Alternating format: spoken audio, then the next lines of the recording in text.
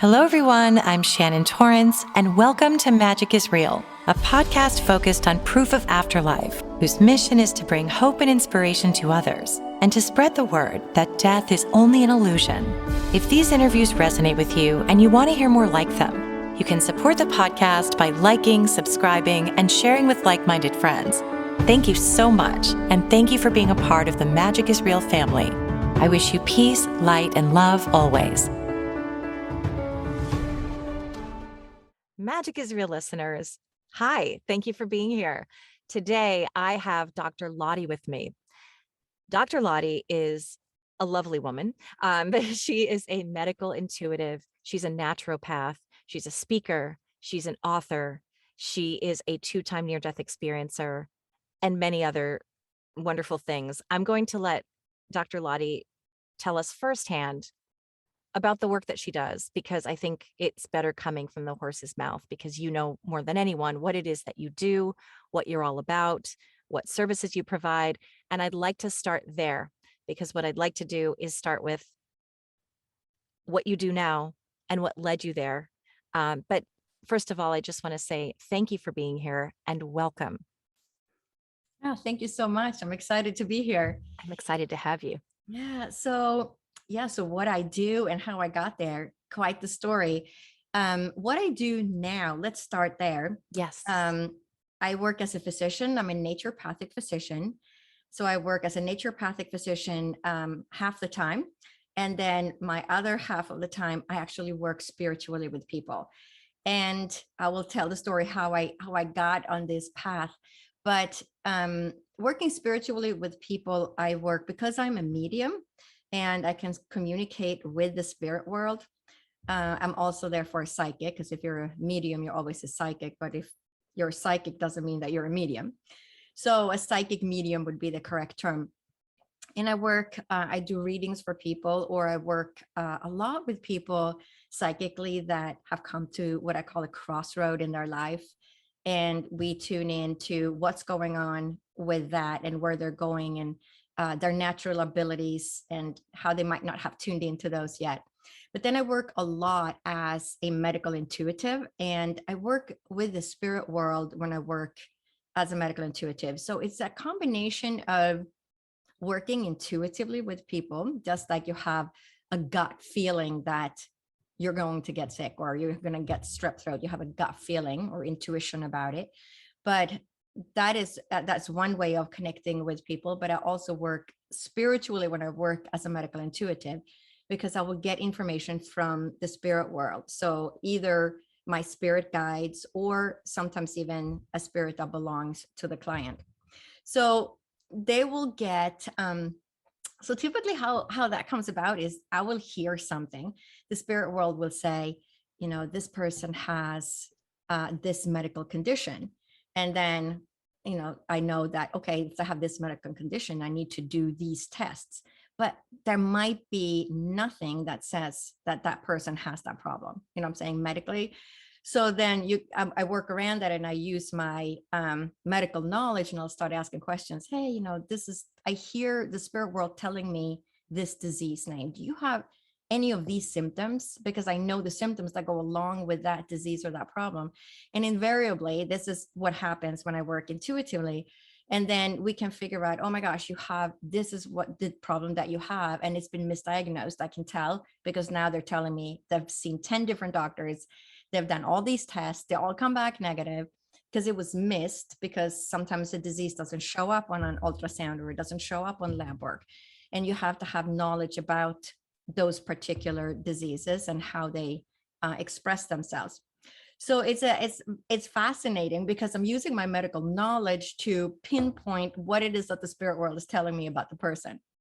So it's really fun to work medically intuitive with people. And I work with people all over the world. So I will say, okay, you're in Australia. How do they treat this condition in Australia? Or what tests have they run in Australia?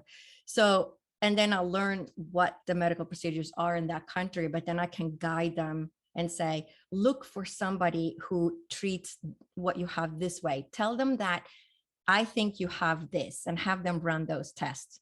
So it's just fascinating. And then also I work with spirit guides. So I learned how to draw because I see the spirit world. And so I do something called the spirit guide reading, which is really fun. And it's just a half-hour appointment, but I will tune into the person's spirit guide, and in 10 minutes I can draw the face of the spirit that I see. So I draw it in 10 minutes while I'm still talking to them, and then we'll ask the spirit guide why that guide came in and what the messages is for the person. So that's That's really, so really fun. fun. Yeah, it's really fun. I love doing that too. And then I also do a lot in ancestral healing. So I work with ancestral healing, and it's actually a counseling method um, where it can also be called family constellations. So a lot of times we inherit trauma. So we know, for example, from research that trauma is actually passed down through generations. So if your grandfather was in war, for example, and then he survives war, and then he has kids, and then his children has kids, so now the granddaughter is born, and the granddaughter, let's say, is afraid of men in uniform. Every time she sees a man in uniform, she has a lot of anxiety. Well, she has never known anybody who worked with the police or was in the military. She doesn't have any traumatic events. So now it's coming from somewhere else. Why is she reacting? Why is she having these issues when she sees men in uniform? And those are the things that can be passed down. And we know from research actually on DNA that trauma gets passed down via DNA. That's epigenetic trauma. Mm-hmm. Yeah, it's fascinating because there's more and more research coming about that, but it makes perfect sense. Why would we inherit just the color of our eyes or the color of the hair, right? Yeah. All these things, it changes the epigenetics for the grandfather. And so it changes the expression of his genes, right? And then it's passed down to the next generation. So when you think of your mother, when she was in the womb of your grandmother, she already at 5 months of age in the womb, when she's just a fetus, she's already made all her eggs for her entire life. So whatever your grandmother was experiencing when your mother was in her womb, it's already in the eggs of the DNA. So yeah, when you think about it, it's crazy how it gets passed down, but it makes sense though, because your genetics change to adapt to circumstances, evolution. And so if you learn to be afraid, you're going to have, perhaps your amygdala will be shaped differently. And actually, I have a friend who was having a lot of dreams about these bright lights and these barbed wires, and she was having panic attacks. Down the line, she found out that she's actually Jewish, but she hadn't realized it. And she found out that some of her ancestors had been in the Holocaust. And she said, it makes sense. I've had these panic attacks, not even knowing I was Jewish, but I've talked about this a lot and found it so interesting. No, it is absolutely fascinating. And we, a lot of us have, who does not have traumatic events in the family? Of course. And many times it's the traumatic events that nobody talked about because, oh no, we don't talk about Uncle Joey, right? Because it was shameful. He did something that that children should not hear. And many times people aren't aware until you start thinking, okay, well, this is coming from somewhere else. You start asking about the family, who did what, who ran away, who murdered, who was adopted, who died young, who got sick, right? So you're going through all the different traumatic experiences in the family. And then you can find the pattern of, where is that coming from? Where is it originating? Right. Yeah. Now, I know that you also, well, I'm just going to mention that you also teach other people to do mediumship. That's one thing I know you do. You're also the author of a book called Med School After Menopause. Is it My Soul's Journey? Yes, thank you. There we go. I can recommend The Journey Med of My School Soul. After Menopause, The Journey of My Soul. Yes, and that's what we're going to be talking about. But I just wanted to highlight, and there will be a link below where you can get the book. And what we're going to talk about is that journey to what led you to this down this path. Now, first of all, I would like to know, I know that you've had two near-death experiences. before you had your near-death experiences, I know that you're a mother already. What was your career path, or what was your life path before this? I also know that you're from Sweden. Is that correct? Okay. So what was your life like before you had your near-death experiences, and what were your spiritual beliefs, if any? My life was so normal. Yeah. It's like a regular young person, getting married. I got married when I was 21, moved to the States when I was 21, married an American, and went to college in Boston, majored in business and computer science, and then worked for IBM as a programmer and systems analyst in New York. That was the start of my career. So I was very logical thinking, very scientific. I mean, anybody who does any work like that, where you have to think of 25 steps ahead, right? In programming and systems analyst. So I was so logical, so scientific.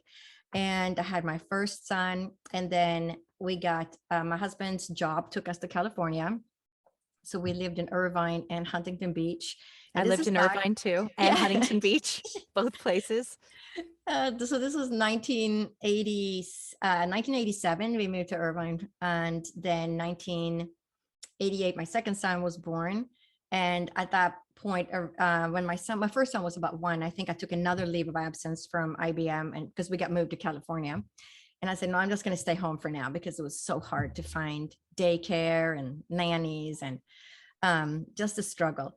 And then we moved to Huntington Beach, and my third child was born. And it was after my third child was born that I was hemorrhaging after death and had my first near-death experience. But going Yes. into that, my beliefs were completely scientific. I was confirmed when I was 14. I was raised Lutheran because everybody in Sweden is Lutheran. You're automatically part of the Lutheran Church back then. The Lutheran Church is what they kept track of the counting of all the people. When I needed a passport, I went to the church. So that the state and the church had not yet separated when I grew up. So everybody was automatically a Lutheran if you were born there. And I was confirmed when I was 14, but I did not believe in anything that I had to learn to get, confirmed. And I didn't grow up going to church. I had to go to church that year because of the confirmation and learning the teachings that we had to learn. But I did not believe in any of it. I was a complete atheist. And when you die, it is black and you're gone, and that's it. That was my belief. There was no afterlife. There's no spirit world. There is no greater power, God, source, or whatever you want to call it. That was my belief. I used to share that belief for quite a time. My mom and I used to watch John Edward a lot when I was in high school, and I loved it. And then something came out where there was an article that accused him of going into people's homes with the production crews and looking through their drawers and finding information, as if you could float a whole show on that. But then I thought, oh, that's so disappointing. This was before you could Google stuff, and I went through that too. I think in college, I just was like, I remember saying, "You die and you turn to dust, and that's it." And I did not have any faith at all. So I love to hear near-death experience stories from people like you because it adds even more authenticity, I think. So tell us, you're pregnant, expecting your daughter, and what happens? So she's basically born on her due date, and I go into labor, and we're living in California at the time. We head to the hospital. It's in the middle of the night, and we get there. I'm contracting 3 minutes apart. We have a 7.4 earthquake. Of I, course. and you have lived in LA, so you know what they're like. And because I gave birth, it was in Eastern Anaheim, so it's all the way out in the eastern part before the desert. Was And this the Northridge no, earthquake? it wasn't. It It was wasn't. actually bigger than Oh, Northridge, that's but right. This was the 80s, not the but 90s. yeah, but it was situated in the epicenter was in a desert. Right. So that's why there was not that much destruction. But we were probably the last buildings before the desert.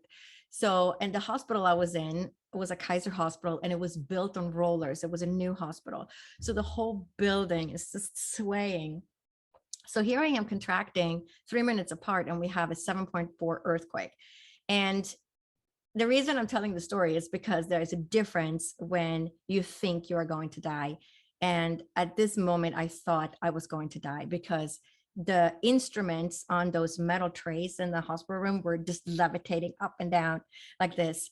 And we lost power in the whole hospital. The windows, just be lying on that bed. The nurses, my husband, everybody was just leaning over me and holding me down on the table because I would have levitated off. It was that bad. And looking up at those ceiling tiles, I said, the ceiling tiles are going to fall in. We're going to get buried in rubble. The windows are going to break. There was those huge windows from floor to ceiling. And I thought I was going to die. It was so bad that my labor actually stopped. So when your life is threatened and you're running from that tiger or lion in the jungle, you're going to get yourself to safety. So your labor is going to stop temporarily, and then you're going to find a place to give birth, right? That the body's smart. Yeah. So that's what happened. My body actually stopped being in labor, and the quake calmed down. We were still alive, and that we had no light. So we had the generators kicked on, and we had the light of maybe a night light.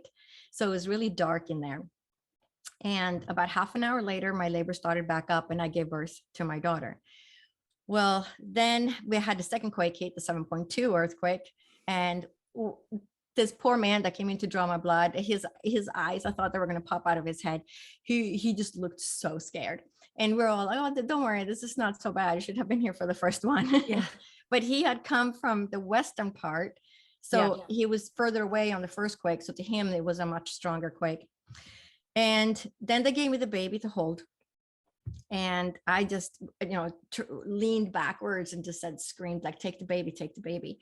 And that was the first time I hemorrhaged. And that was this mountain of blood clots that came out, about the size of a soccer ball. I mean, it was just a mountain of blood clots. And then they put me on Pitocin drip, kept me in the hospital an extra day to contract the uterus back down. And it's not like anybody was going to do a DNC because we were running on generators in the hospital. They were busy trying to make sure that all the people that were on life support were still alive. So then they sent me home, and like 7 days or so went by, and I hemorrhaged. My friends were having a baby shower for me. So it was actually, it was day 10 after. So I hemorrhaged. I went to the park and I went to the bathroom, and there was a blood clot like the size of a baby's head came out. And I told my friend, I said, something is really wrong. I have to go home. And my husband came home. My parents were there from Sweden to help with the kids. And we went to the ER, and they did a manual examination, and they said, well, there is only a trickle of blood coming out now. So it could just have been a second lining. And no blood work, no ultrasound, nothing. And they sent me on my way. And then the next evening, the same thing happened again. I go to use the restroom, and another huge blood clot comes out. And we called the hospital. And while my husband's on the phone, I stopped bleeding, and it's 10 o'clock at night now. And I said, just forget it. We'll just see the doctor tomorrow. So they scheduled for me to see a doctor in Huntington Beach. And that was Friday morning. Went to the doctor, another manual examination. Well, it's just not much blood coming out now. And sent me on my way. No blood tests, no ultrasound, nothing. And then that evening, another blood clot. So back to the ER. And again, they did a manual examination. Not much is happening now. I'm telling them what's happened. I mean, this has been going on for days now. So they said, okay, we're going to keep you for observation. And so I'm just lying there, and they closed the door, no bell to ring. And then I start bleeding again.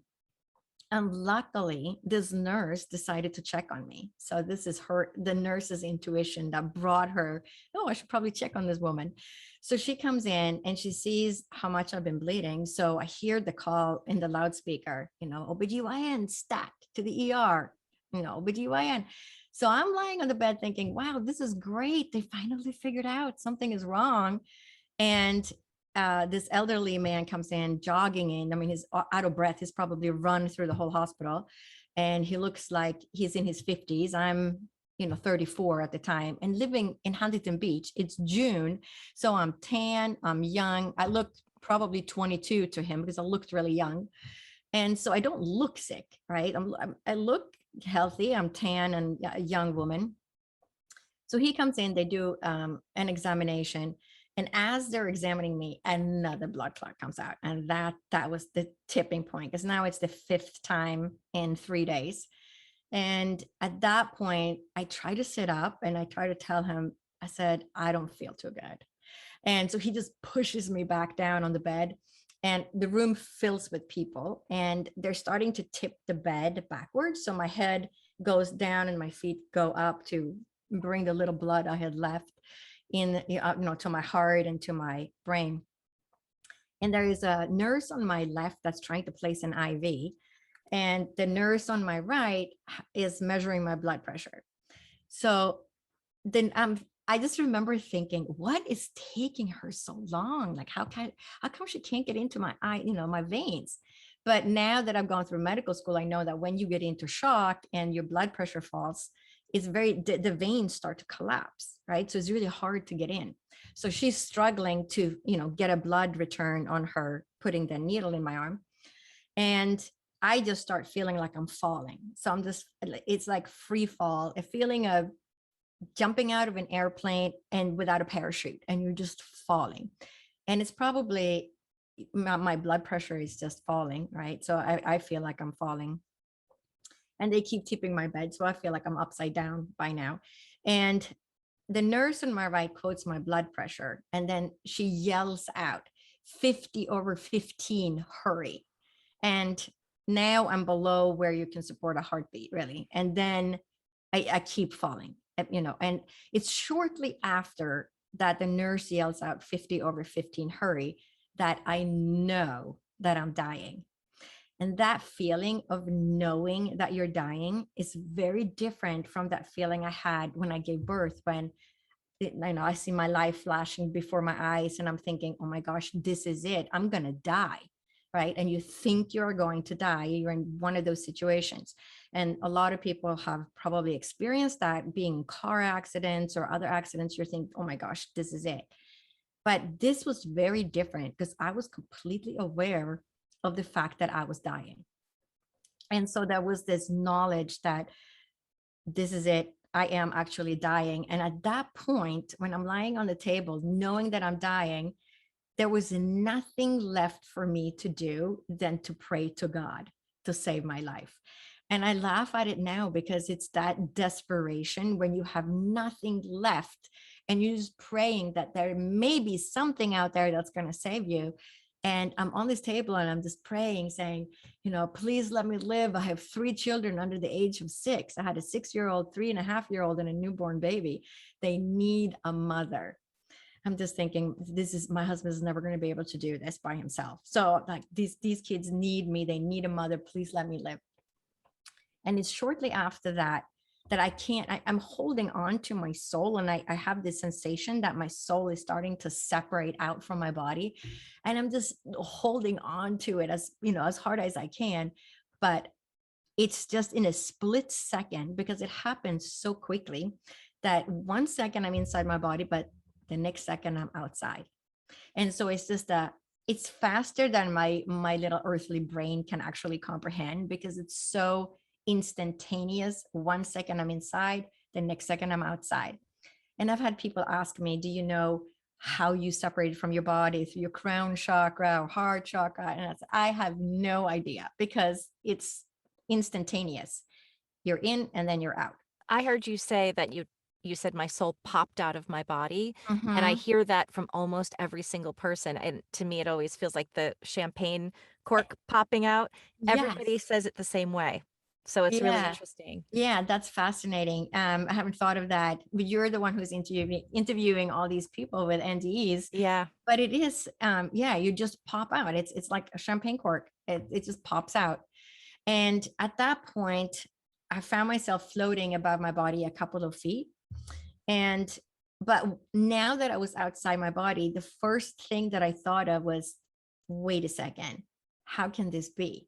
How can I still be me and be outside of my body? Because I associated me, which is really my spirit, my soul, as my body and personality and ego, right? The way you feel when you're in your body. This is me. But there's two parts to that. And the true you is the soul and the spirit. So here I am still being me, but I'm outside my body. But there's also this awareness of unconditional peace and love on this other side. And that I had knowledge of past, present, and future all at the same time. There was a way that I could access all information. There was no time on the other side.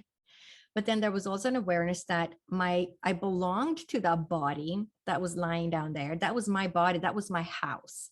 And that I was somehow energetically attached to that body because I was still in the earthly realms. So I still belonged to that.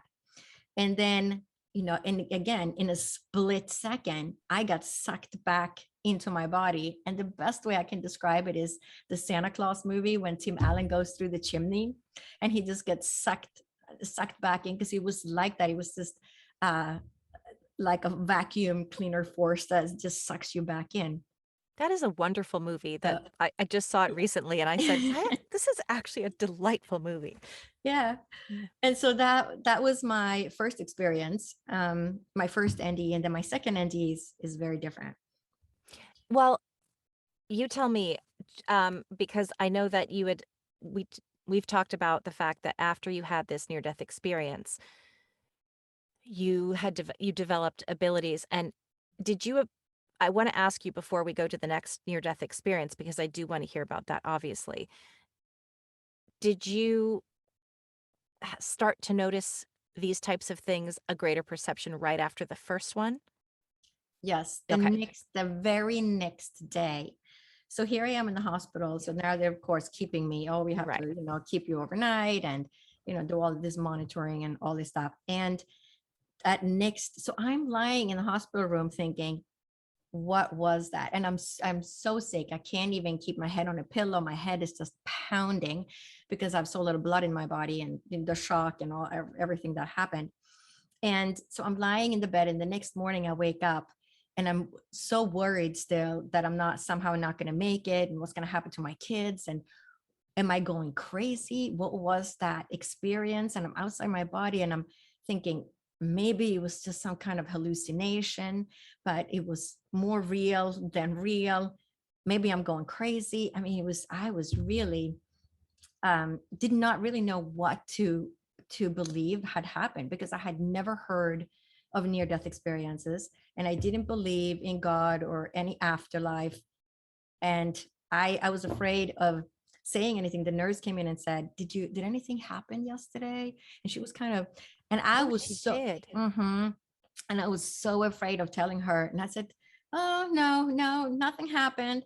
I figured if I tell them, they're going to lock me up and keep me in the hospital. They're going to think, put me up in the mental ward. I bet she Because was hoping you did say that you had a near-death experience, because yes, she knew.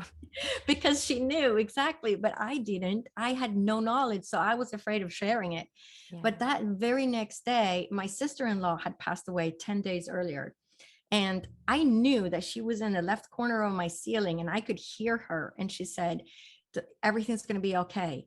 And again, I'm thinking, oh my gosh, that's my sister-in-law, but how can I hear her? And again, it scared me because I really thought I was going crazy, because the day before and now I'm hearing my sister-in-law. How could this be? So Yeah, and it started right away. thank you. Just for the Mhm. listeners' knowledge, when you knew that she was there and you heard her voice, because I'm a medium too, I I think a lot of people want to know, what is that like? Did you actually see her there, or did you hear her voice audibly out, like as a disembodied voice? Or was it just a knowing that she's there and I have this knowledge of what she's saying to me? I didn't, at that point, I didn't see her. I just knew it was her. I Yeah. had knowing that was my sister-in-law in the left corner of the ceiling. And I heard it, but not like you're hearing it with your ears. Yeah. It's coming from somewhere else. And you're wondering, is that my mind making this up? Yeah. Or am I hearing something from somewhere that I don't even know what it is? Yes. What my mentor and I were speaking yesterday about, the difference between what's your voice and what's spirit voice. Mhm. And he said, my voice, my own knowing is, and my own thoughts are much louder. Spirit voice is much more subtle, which you'd think it would be the other way around. Mhm. But there is such a subtle difference where you're like, he said it feels as though the thought just drops into my head. And I've started to be able to recognize it better as I go, the difference between that's coming from me, that's coming from spirit. So that must have been so confusing for you as an atheist. Of Yes. am Yeah. I becoming mental, Hmm. schizophrenic, or having a break, or like a Yes. psychiatric episode? Hmm. Yeah, absolutely. Because And you have no idea what's happening. And that's why I'm so passionate now. And I talk about it in my book. I wrote about both of those near-death experiences and then what happened afterwards and all the clairvoyance, clairaudient, over several years, hoping to help other people that have, a lot of people are going to have near-death experiences because we're Oh, yeah. reviving so many people. And the more we can get this information out there, the better, but also to help other people because we are intuitive creatures.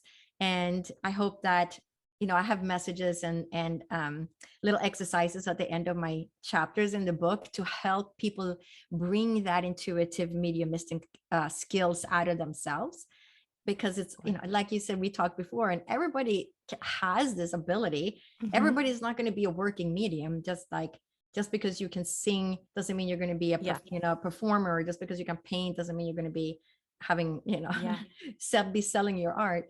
But it's the same thing with mediumship. We all have a certain ability and intuitive capacity within us. So I'm hoping to bring that out in people that read my book. Which I really appreciate. Um, can you give us just maybe a few more examples of things that started to happen Mhm. after this first near-death experience, or out-of-body near-death experience?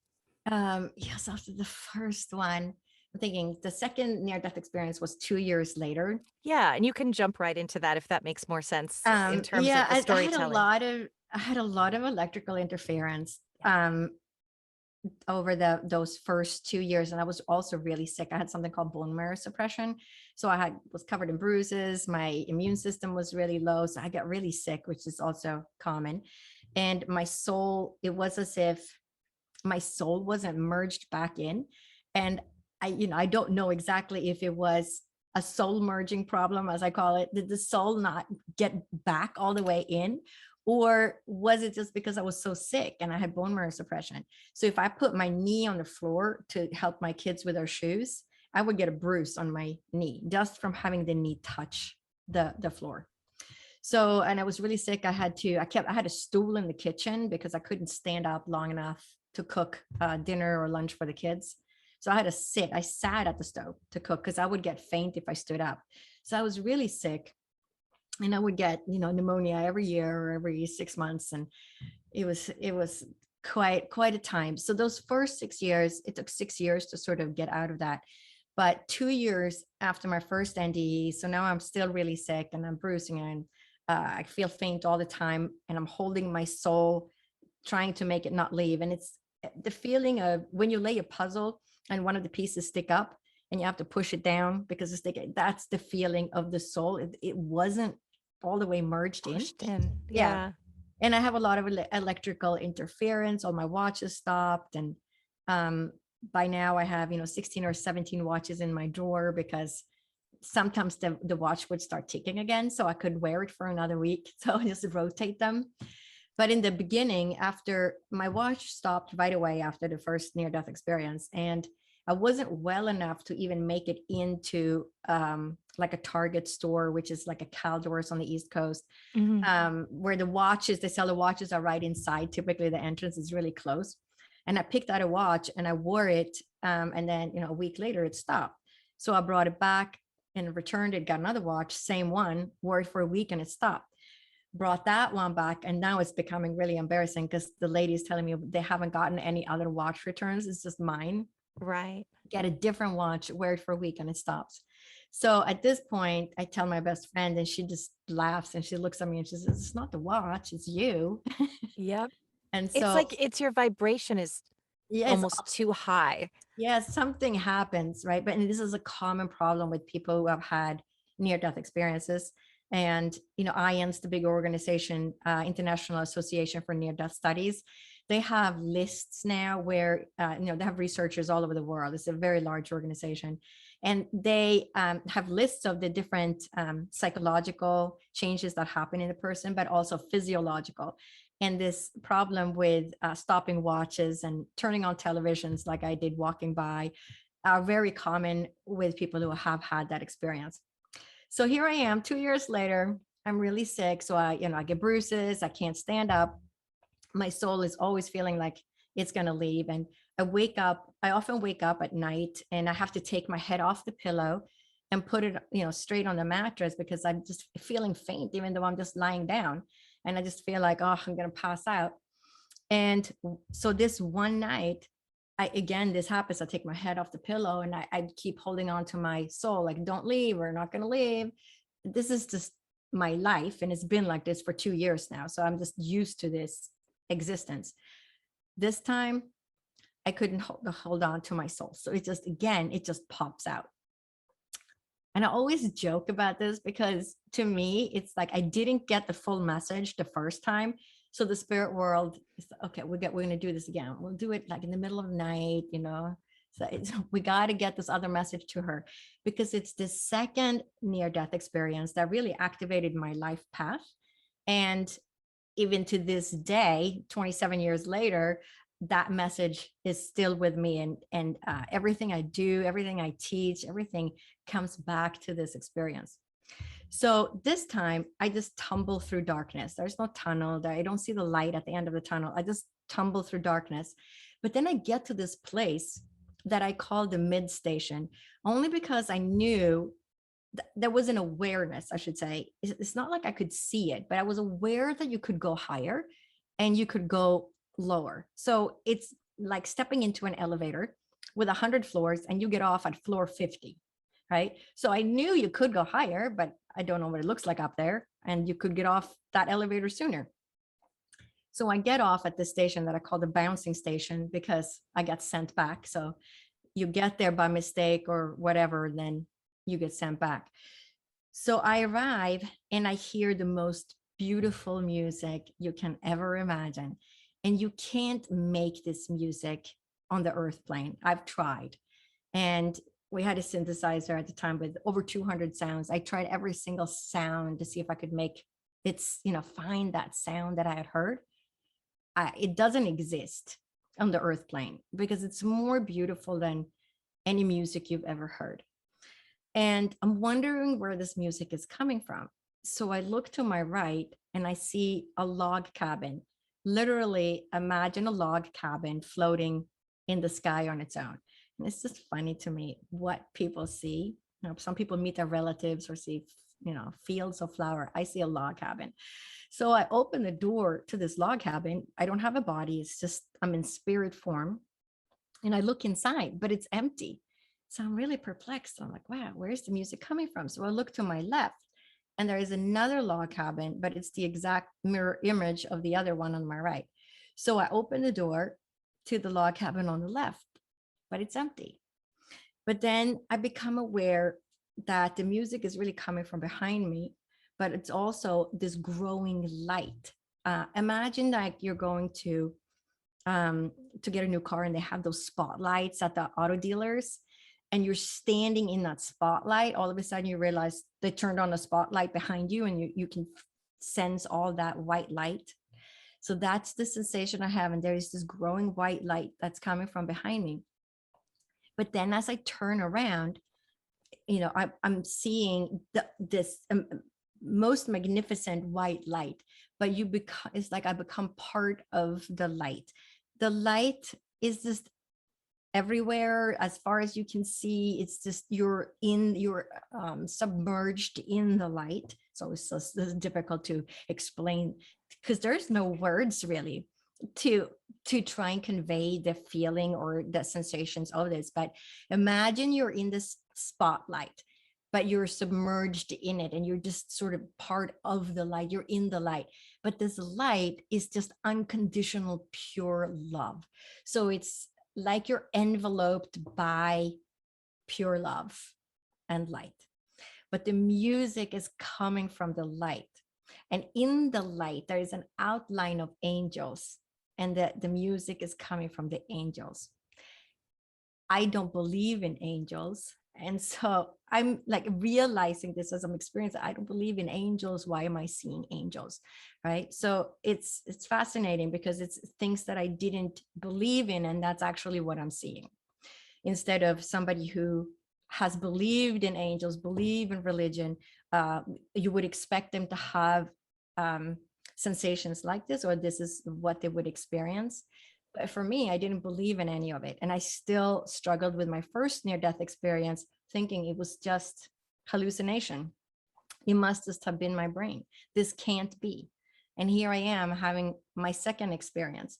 But then I become aware of two, what I call spirit guides. So there's one on my right, and he's communicating with the one that's diagonally to the left in front of me. And he says to the other spirit guide, "What is she doing here? She can't be here. She has to go back." And I'm saying, wait a second. How can this be? How can I still be me and still be here? And the spirit guide on my left in front of me says, "If I told you, you wouldn't remember." So there is some kind of mechanism where they can control what we get to remember. And then he said, "But you will remember this." And then it just images just appear. And I've heard other people say it's like a movie screen just shows up. And that's a pretty good description, because it just appears. It's just all of a sudden you have images in front of you. But it's like I'm standing on the moon and I'm looking down on the earth. But around the earth, there is this silvery, glittery, what I call the fishnet around the earth, because I grew up in Sweden, in Scandinavia, and during the summers, I spent my summers on an island with no electricity and no running water. And I would row the boat for my grandmother, and she would lay fish nets in the ocean to catch fish for the family to eat. And when she lifted those fish nets out of the ocean in the morning, they would have that triangle, diamond shape, and the water droplets on the fish net would sort of shimmer and glitter in the morning sunlight. So I'm looking down on the earth. To me, it looks like a fishnet because I didn't have any better words for it. And it's not until around 2014, 2015 that you could see images on the internet, because back then we didn't have internet. And now you can see the images and the grid around the earth, right? And so that's what I saw. And he said, the spirit guide said, everything on earth is connected to each other, but everything on earth is connected up to this grid. And with that message, I got sent back. Wow. And that is still, what I teach today, because we now have a different understanding of, how we are all connected. We are all one. We are part of this greater, incredibly divine universe, but we don't realize it because we're so busy living our lives and just getting by day, doing our work, taking care of our families, or making money to pay our rent or whatever it is. And we're so busy just having our little earth experience that we don't really see that bigger picture. Right. Mm-hmm. Yeah, I find that so fascinating. All of it, and how I've heard it described in different ways. My friend Rob Gentile wrote a book called Corks of Light, and he describes it as a web. And I think your fishing net is a really great analogy as well, what you saw, because it really was probably your best reference for a net, a web, how we're all connected, and how sad that we don't remember that a lot of the time. Not just sad in the sense that we get stressed out, but I mean, people forget it and they do horrible things and they act in violent ways against one another and start wars. And you look at it all and go, God, what a shame. I mean, what a terrible shame. This isn't, people will say, well, why would God make this possible? God doesn't. God being the love energy, we do this. We forget. Absolutely. Yes. Mm-hmm. We do this to each other. Yeah. And that's, it's frustrating when you know that.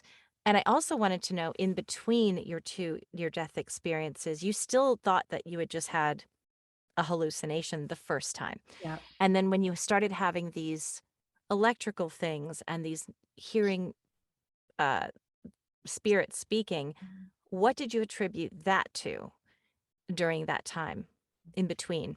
In between, Yeah, I didn't know what was going on. right.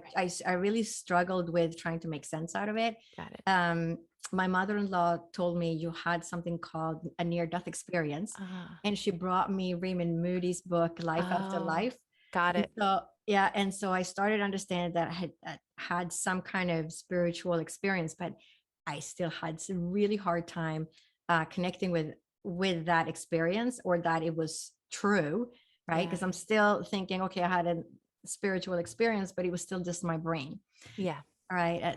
So, and then I became more and more clairvoyant as time went by, and I started hearing the spirit world, and I started seeing things before they would happen. And I would start, either writing them down or telling my family, telling my kids, because I was thinking, well, maybe it was just a deja vu. I thought that I had this thought last week. I knew that this was going to happen, but maybe it was just a deja vu. So I mhm, started writing things down so I could go back and say, oh, no, I did write it down. I'm not crazy. I'm not having, this is not a deja vu. I'm getting messages. And then that happened over a period of 12 years. So right. from 1992 to 2004, all these different experiences. This person is going to die. This person is sick. We're going to be in a car accident. All these different things that I would see or hear. And after 12 years of this, becoming more and more clairvoyant, clairaudient, clairsentient, um, the spirit guy dropped in my living room, and that's when I got the message I had to go to medical school. I had to be a doctor. I had to be a naturopathic doctor. I had to write 2 books. No, wait, 3. I had to combine East and West, bring messages and healing to the people. And I literally was in school within a week. I enrolled in the prereqs within a week. I was taking chemistry, math, physics, organic chemistry, and then I did all that and applied to med school. I went to med school 2012 when I was 54 when I started med school. So it That's just shows that incredible. everybody can transform their life. It doesn't, people think, oh, and I'm 45 or I'm 50, I'm too old now. You're not too old. You didn't even live half your adult life. You weren't even an adult until you were 21. That's And right. now people are going to be 100. So you got a long way to go. So if being 50, 50s now is the old 35, Yeah, right? It's very yeah. different. And so everybody out there that's listening, if you're thinking of, doing something different, it's, baby steps, one thing at a time. Just start something, get that ball rolling. And it just happens. You just start it. I love that message because I've recently had a rebirth in my mid 40s Yeah. where I'm happier and more fulfilled and in my true purpose than I've ever been. But the first half of my life, it was all the learning part, and there's still more learning, don't get me wrong, but that was like all the really big lessons, the really big struggles, and I'm sure there are more to come, but it's amazing how I remember like, oh my God, I'm going to turn 40. My life is over. Where has my youth gone? And then it just got better and better and better. And I love that message. I especially need to hear it. And I love that you're sharing that with other people as well. My question too is, so obviously you come back into your body right after this experience and you land land back in your body. Um, do you go to the hospital? Are you just No. how do you process what just happened to you? Because now you've got to say, okay, this is not my imagination anymore. Mhm. Yeah. And that's exactly what happened. I got back in my body, and less than 5 minutes after I was back in my body, my 2-year-old was waking up, and I just remember thinking, this is why they sent me back so fast, because I wanted more information, right? Yes. Like, give me more. And I just remember stumbling into her room and just collapsing on her bed. And I swear that somehow she knew her mom wasn't quite there. And she just woke up crying. And as soon as I showed up, she went back to sleep. So it's fascinating too, because you're so connected to Mhm. not just your family, but your extended family ancestrally as well. But Yeah. your if you have children, I think there is also a connection there. Right. Something is wrong about with that child, because that's just a mother's instinct. Yeah. And you're a soul family in addition Yeah. to an actual family, or they Yeah. wouldn't be your kid. Yeah. So, I know you didn't just snap back and recover and all of that. I know Yeah. that it took a while to heal, Yeah. but uh, how soon after you had this second experience were you ready to rock? I know that you received the messages about what you needed to Mhm. go do. That Did you was get right 10 to years it? later. Yeah, Yeah, that that's was what I mean. 10 Like, years. Yeah, so it took 6 years before, so that was only 2 years out from my first NDE when the second NDE happened. But it took those first 6 years. It wasn't until 1998 that I was able to walk through a grocery store without having to sit down, put my head down between my legs because I was feeling faint. Being able to walk through a Costco without, sitting down. My poor children, they thought it was normal. Like yeah. because they didn't know anything else. They were so young when I was sick that they were just used to it. Oh, mom needs to sit down for 5 minutes, and we would just sit down on a shelf in a Costco because it was too far to walk all the way to the back corner in one swoop. But Yeah. after 6 years, so it was 1998, we moved back to California. We were in New York for 5 years. And when we moved back in 1998, I was able to, function. Like people wouldn't know that I was sick or struggling. Yeah. I could, it was, I was still tired. I wasn't, all the way normal. I would say that took longer. I was still struggles on and off during the next 6 years. Right. So it And it was 6 years of being sick and then another 6 years of being sort of normal, right. like 90% there versus Yeah. the first 6 years, it was 20% there, 80% sick. But then the second 6 years would be the opposite, 80 or 90% Right. there. And Mhm. is that as you healed, is that when you started to get into spiritual work? I know you went to med school Yeah. later on, but when did you start doing this spiritual type of work? Yeah. So this is interesting. So I got guided to go to med school. So this is 2004, and I do all the prereqs thinking, oh my gosh, I'm crazy. Like there's no guarantee I'm even going to get accepted. I'm older, all that thought. And it was the spirit world was just, no, Yeah. you got to do this. And at this point, I'm just blindly trusting in my messages because every message that I received would come true, and I couldn't change the outcome. Right. Right. So you're going to be in an accident. Here's the accident 10 days later. And there was no way of changing anything. And I knew that. So I just had to blindly trust in my faith.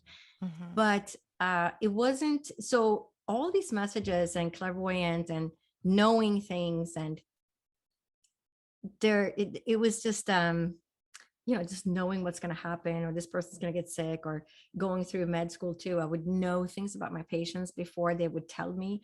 And so I would just get all these messages, but I'm in med school, so I really can't develop Yeah. that. And I'm just getting messages, but I have no control of retrieving messages for somebody else. It's just messages dropping in Yeah. on me.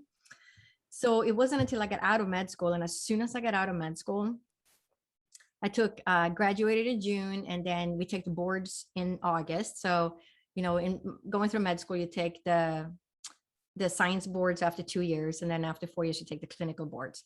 And it's standardized test basically across the entire nation. It's given at the same time in all the different states. There can't be any cheating, and then it takes them 2 months or something to correct these tests because they have to make sure that it's completely standardized. That could have been a question that was asked so that there were two possible answers instead of one. And so then they have to throw that question out, right? So it takes them a while to actually correct it, make sure it's completely fair, because this is somebody's license is on the table. Yeah. So I meet this woman at a seminar, and we're having dinner. We don't know anything about each other. And she said, "Oh, by the way, I'm a medium. And are you open to receive messages? I know one of your family members is here." And she said, "I have your mother with me." And I'm thinking, there is no way she's going to be able to tell me anything about my childhood or my mother. I grew up in a different country. She can't even guess it. right? Because up until this point, all I've done is receiving messages for myself or about family members, somebody's sick, and going through med school, sometimes about my patients, but I have no control. And she's telling me she's going to talk to my mom and give me messages. So of course she does. And it turns out that she had trained at Arthur Findlay College in England. And she said, your mother is telling you, you have to go to Arthur Findlay College. And I'm sitting there going, I just took my boards 4 weeks ago. I don't even have my license yet. I don't even know if I passed my boards. So of course, a month later, I did pass the boards.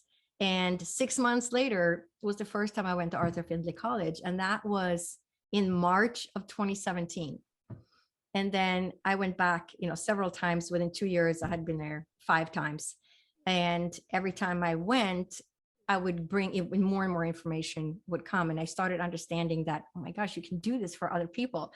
And the first time I went there, I remember it took me 3 days before I even understood that I was receiving messages, because every time I got the right information, I would say, that was just luck. It was just luck. There's no way. And I do that almost every yeah. reading, because it just, and it took me 3 days till I said, wow, I've done this with 10 people now. Yeah. It can't be luck.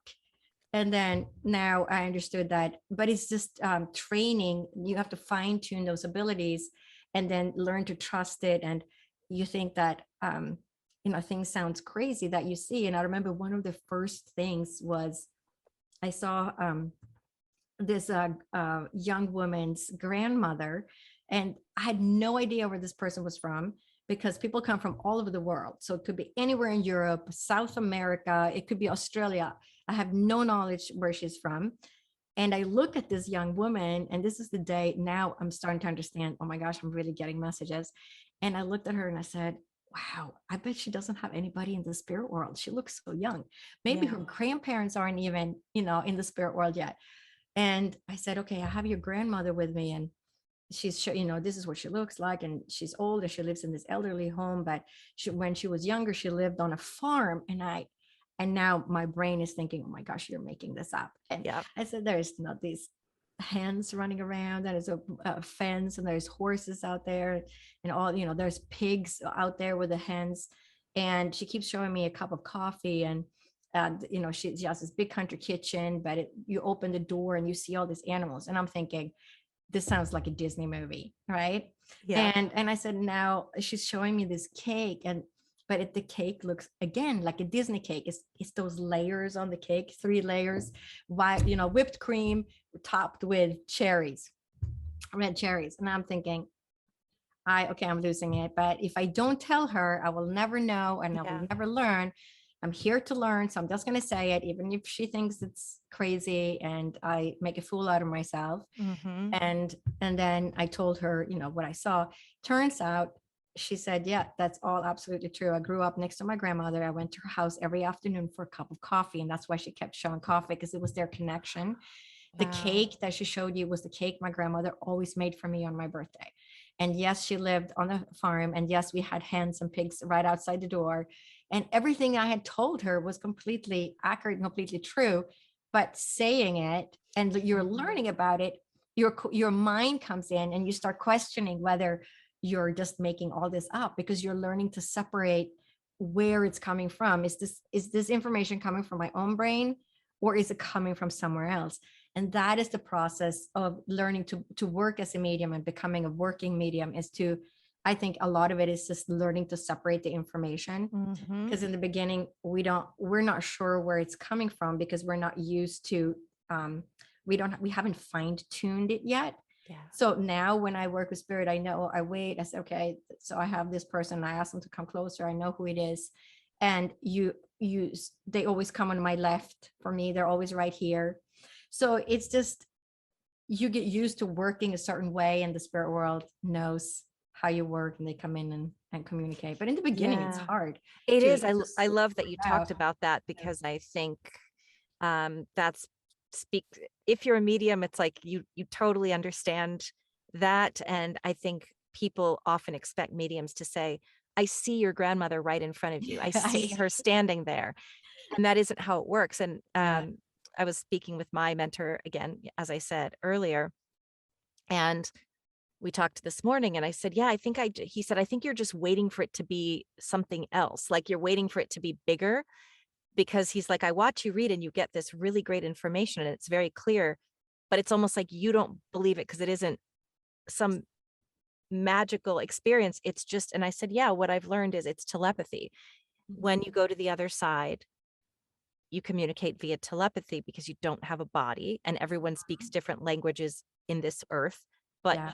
when we're souls, we all speak the language of love and Mhm. light.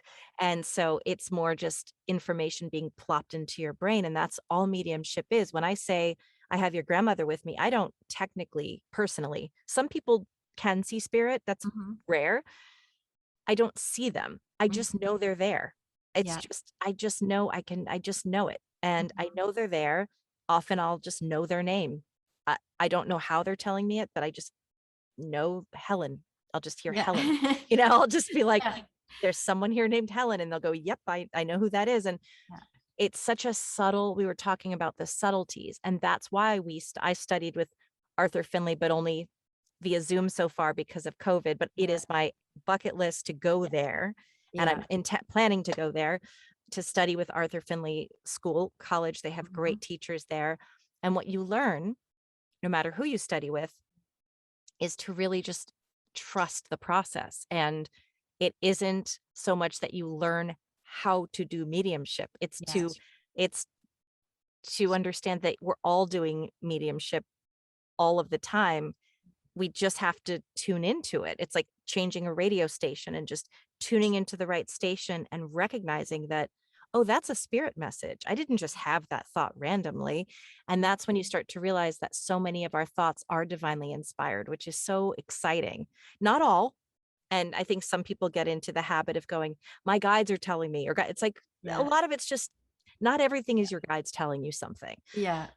Some of But it it's is just hard to you. know I think it's hard to know for people whether they're getting information from just their higher self, Yes. their ego, their wishes, right? Or if it's actually coming from spirit. It takes time to train yourself. People don't go to Arthur Findlay College, spend a week there and come back as a medium. Yep. For some people, this process, for me, it was 2 to 3 years, but I had already been doing it for 12 years. And my Mhm. teachers at Arthur Findlay College, reminded me, they said, oh, you've had this skill since you were a child. And of course, being the scientific person that I am, the first time I was there, I said, no, I didn't. Of course I didn't, now I know, because now, and then it said, oh, but think back to blah, blah, blah. They would tell me, wait, oh, yeah, you're right. I did. I remember Yes. seeing the aura around my dad, and I remember this and that. But then it gets suppressed as you grow up, and you're fitting into society and you don't believe in anything anymore. So I know that this ability has been there for a long time, but you don't go there for a week and then come back as a medium.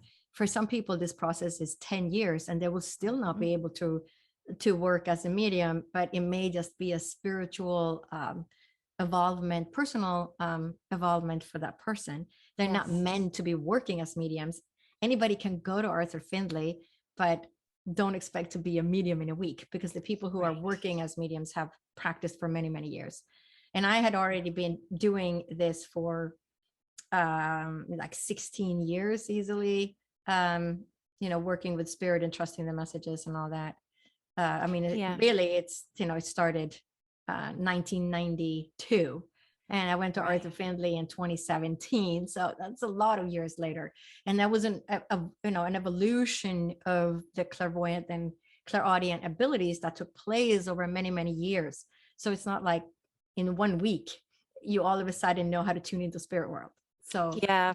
People often say to me, oh, I want to be able to do what you do. And how do I do it? And I'm like, I literally, you can do it, but you yeah. have to want to do it. Hmm. And Clayton, the mentor friend of mine, said, but how did you know you were a medium? I said, or why did you? I said, I don't know. Am I really a medium? And he said, well, but why did you want to be a medium? I said, I don't know. He said, exactly.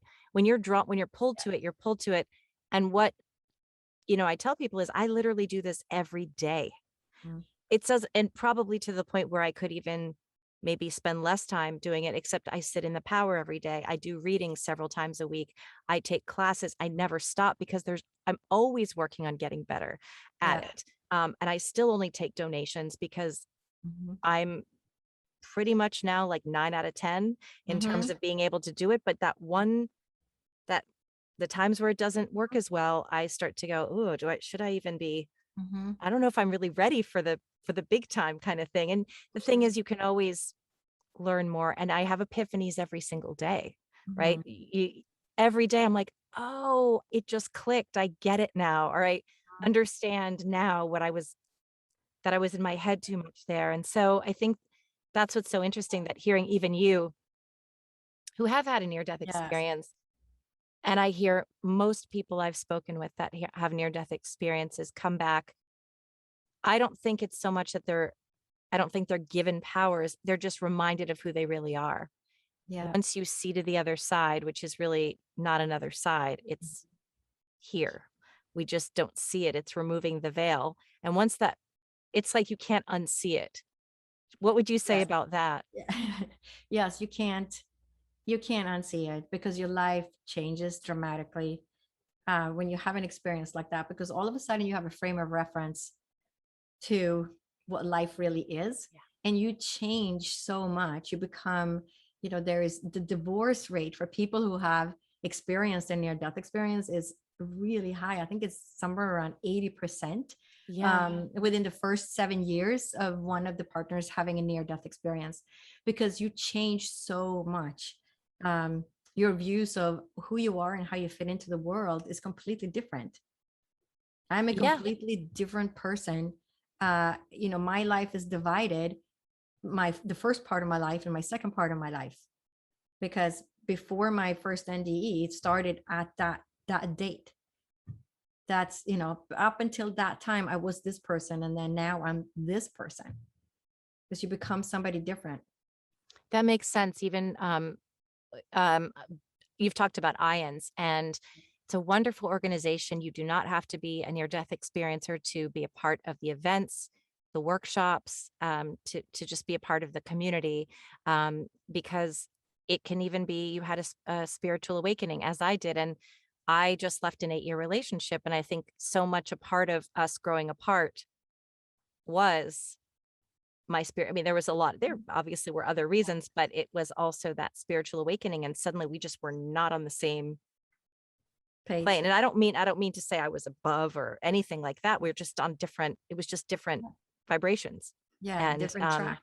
different tracks. So thank you so much for sharing all of this. I'm actually really I'm excited because I want to find out if I can work with you. So, and I'm going to post links underneath about where they can find your website, how they can work with you, how they can study with you. Um, I just want to know, my last question for you would be, what's sort of the one thing or the biggest theme that you would like to share, but just that you wish people knew based on your experience overall? I think it's the how my book ends, and it is that never to forget that we are all connected. We're all one, and it is all divine, and so are you. That's so beautiful. It's We are divine creatures that are all connected to each other, but we have forgotten who we are and where we came from and how connected we really are. And we need to, um, foster that love and compassion for each other as we move forward. That's a beautiful place to end. Thank you so much, Dr. Lottie. It has been such a pleasure having you. Thank you for showing up, sharing your insight, being so vulnerable and sharing your story. I know that I'm sure there are many of my viewers who have seen your story before, but there's always some great nugget within that they haven't heard before. And for people who have never heard you before, I'm positive that there's so many epiphanies in there that will really help people or just inspire people generally and provide so much comfort and hope, which is the whole purpose of why I'm doing this podcast. I just think if we all knew what you just told Mhm. me and us, we're just in such a time of division right now. And we always have been since Mhm. time immemorial. And I think it's really important to remind ourselves of where we come from and who we are. Absolutely. Thank you, Dr. Lottie. And thank you for having me. My pleasure.